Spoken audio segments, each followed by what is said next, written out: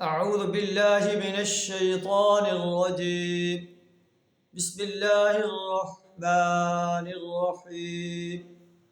إن ربكم الله الذي خلق السماوات والأرض في 6 أيام ثم استوى على العرش يغشي الليل النهار يطلبه حثيثا والشمس والقمر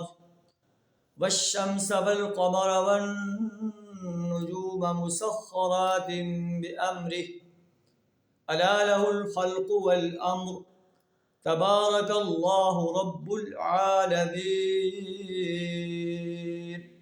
صدق اللہ العظیم.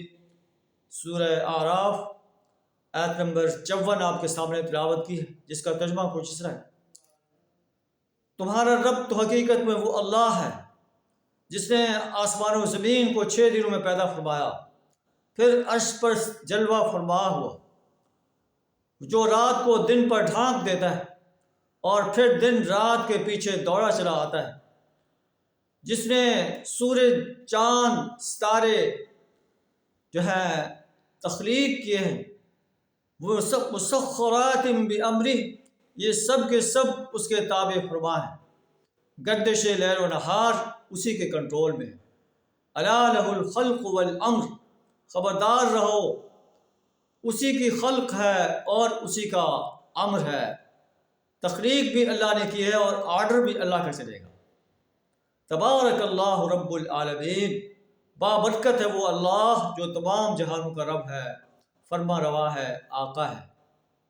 اللہ سے زیادہ ہمیں اپنی وحدانیت کا صحیح شعور عطا فرمائے، اپنی وحدانیت پر پختہ یقین رکھنے کی توفیق عطا فرمائے.